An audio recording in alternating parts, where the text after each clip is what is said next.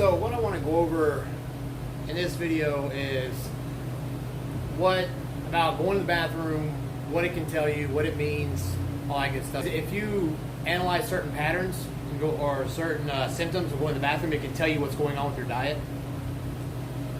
First off, of course, number one, peeing.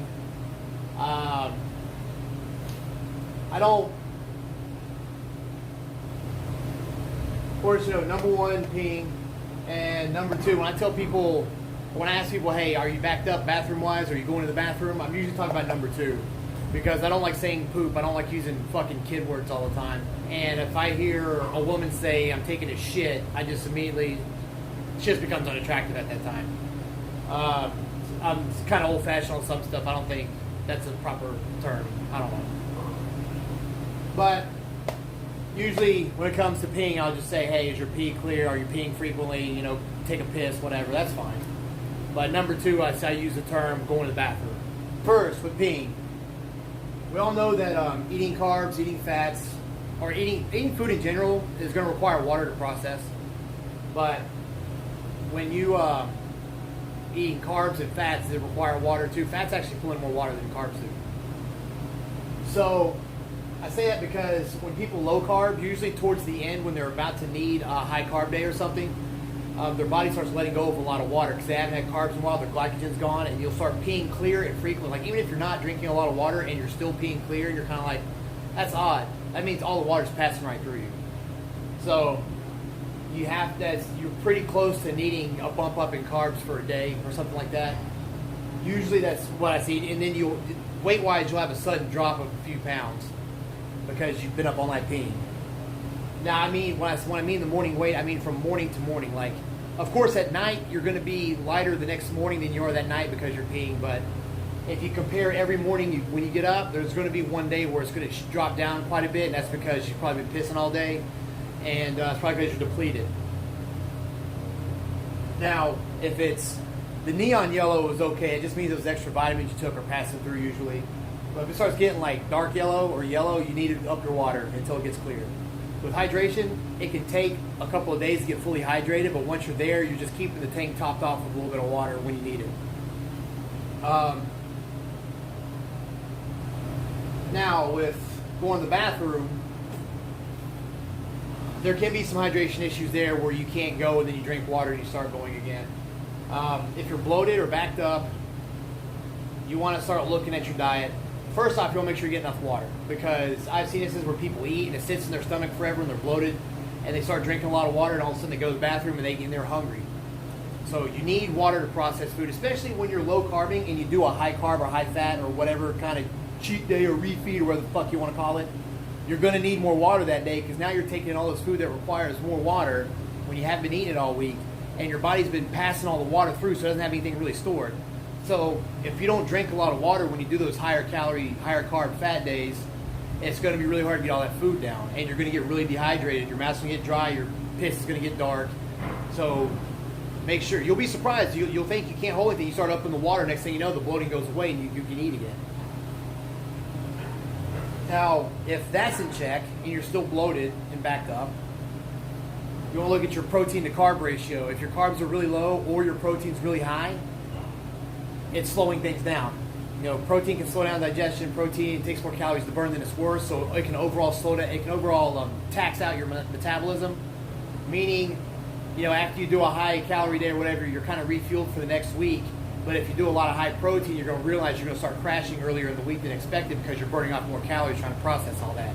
And things start slowing down, you start getting bloated, you can't go to the bathroom because everything slows down.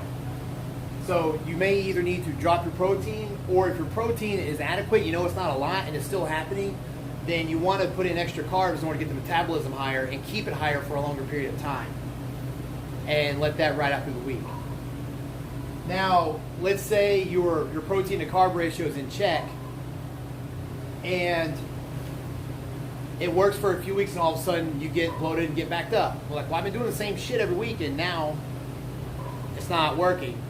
Well, you gotta think, the leaner you are, the more muscle you have, the faster your metabolism is. So even if you're not gaining more muscle, if you're getting leaner, your caloric requirement is going to go up. But because your muscle mass is around the same, because you're dieting to lose weight, to lose body fat, your protein and carb needs have not really changed that much. Like, well, what do? Well, I usually say in these videos, fillers, fats, or fillers. So if your protein and carbs are in check and they've been working, then all of a sudden you're showing signs of not eating enough because your metabolism is slowing down early, this is one of the instances where actually adding fats can bump the metabolism back up, because not because it's a fat, but because it's getting the calories up there. In most cases, if your metabolism's running good, you're eating enough carbs and protein, everything's running really good, and you put in fats, it'll slow everything down. Because protein slows it down, fats will slow it down. But if you're in a deep caloric deficit and you need to bring up the calories, and your protein and carbs are in check, it makes more sense to add that third macronutrient, and your metabolism increases because the calories are coming up, not because you're necessarily adding fats. But if you add too many carbs, it can throw off the ratio for fat loss. Too much protein can also cause some, you can only handle so much. So you may just start getting backed up from just simply eating too much protein with the carbs that you're eating. So, like I said, if the ratio's been working the whole time and all of a sudden it doesn't work, I really wouldn't change the protein and carbs first. I would add fats and see how that works first. Or look at your high day, and if it's not that high, you may want to bump it up a little bit. Because if you're on your high days, you're feeling like you could eat more, and you don't really feel recovered, you might want to bump that up. I wouldn't bump up the protein, I would bump up the carbs or the fats. Why you want to reference number 2 with hunger and appetite too. So usually if you slow down because your metabolism is slowing down too early, you're going to lose your appetite. You're not going to get hungry. You're not going to want to eat.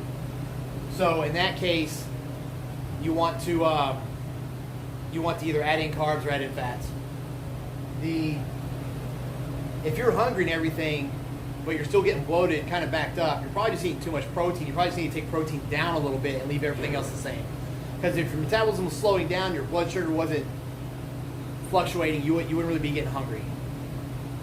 So you don't want to go 2 or 3 more days backed up and have it getting worse, the bloating getting worse, not really getting much progress, and then do a high day and shit your brains out all day and just be uncomfortable. That happens, and sometimes you have to go through that because you'll get to a point where you have to push your body a little harder every once in a while. The diets aren't always going to work perfect. There's always going to be some fuck-ups here and there because you're making your body lose fat and your body's programmed to survive, so there's going to be some conflict. And honestly, it's just, there's going to be parts where it's hard and you got to suck it up. But for the majority of dieting, these symptoms can tell you a lot. If you're bloated or backed up and still hungry, you probably need to lower the protein a little bit, or you may just need to take some fiber. And that's why I make sure everybody's taking the species fiberless, because if you're taking that and you're not going, it's definitely not fiber intake. If you're bloated, backed up, and you're not hungry, not wanting to eat, it's time to bump your calories and carbs up and get the metabolism up and going again. And if that's the case, then you need, okay, well, I only went like a few days before my metabolism crashed, so is it because there's not enough carbs or because there's too much protein? Which one is it? Now, if you started on a diet where you're starting out with protein, carbs, and fats, because some people do that, and you're getting symptoms you're not wanting to eat, or you stay full all the time, you may see a little progress, but not as much as you think. In that case, take out the fats. That's the first thing you would take out, because you want your metabolism to run faster. It's initially slow with the initial part of the diet, so it's not like a high day, low day thing. It's just an overall diet thing. Usually this happens when people first start the diet and they're on that initial baseline diet plan that they write out, and then the one that they usually tweak off of to get more results when that one stops working. So if you're on your baseline type diet, your very first part of the diet, and you're having that issue and there's some fats in there, pull those out. If there's no fats in there, you probably want to lower the protein. I don't think I would necessarily lower carbs unless the carbs were just a lot higher than you think they should be and your protein was good to go. You see, a lot of this is case-by-case basis, but at the same time, it's also some common sense. If you know exactly what all 3 of these macronutrients do and how they affect your system, you can usually troubleshoot and come up with a pros and cons, or this happens but this is not happening, so it must be this. That's a majority of troubleshooting diets when you hit a plateau. And this is one checkpoint that you can look over, and it can tell you a lot of what's going on. And this also is relative to weight fluctuations. So of course you're bloated, backed up, and your weight starts creeping back up before the end of the week, but you're not getting fatter, then everything's slowed down. You're not putting on fat, but you're not really losing as much. Or you may be burning fat off, but you can't go to the bathroom because your metabolism hasn't slowed down all the way, but it's enough to be uncomfortable.